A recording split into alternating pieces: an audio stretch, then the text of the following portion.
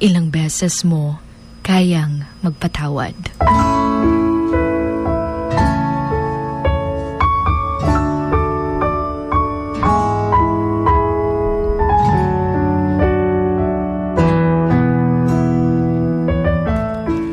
Magpapatawad ka ba kahit na alam mong sobrang sakit na ng ginawa niya?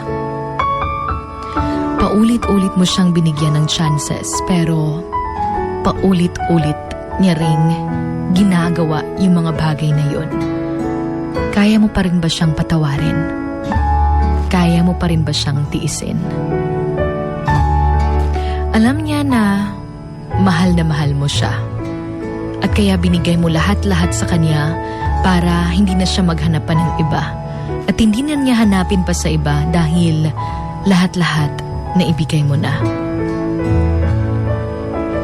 Lalo na't alam mo na dumaan na siya sa iba't ibang failed relationships at nais mong ipakita at iparamdam yung pagmamahal na kaya mong ibigay sa kanya.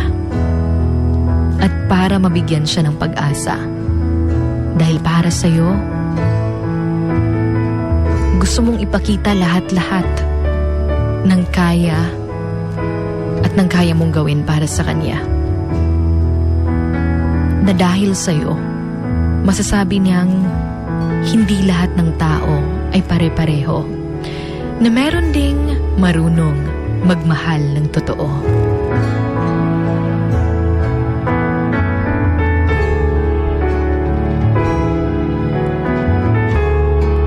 Pero, unti-unti ka lang palang niloloko.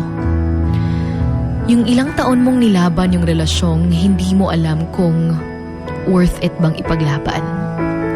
Yung ilang beses mo siyang pinatawad dahil naniwala ka na kaya niyang magbago. Pero, pinili niya lang yung relasyon niyo na maglaho. Masakit man pero, kailangan na lang nating tanggapin na sa inyong pagpapaalam sa isa't isa, may ibang nakalaan para sa inyong dalawa. Hindi mo kailangang ikulong yung sarili mo sa galit dahil hindi mo pa siya mapatawad. Yung magpatawad at magparaya. Yung kaya at nararapat mong gawin. Ikaw, ilang beses mo kayang magpatawad? Kahit na ilang beses kang niloko. Yung minsan, hindi mo pa alam kung handa ka bang magpatawad sa kabila ng mga nagawa niya sa'yo. Still remember that when you forgive, you heal.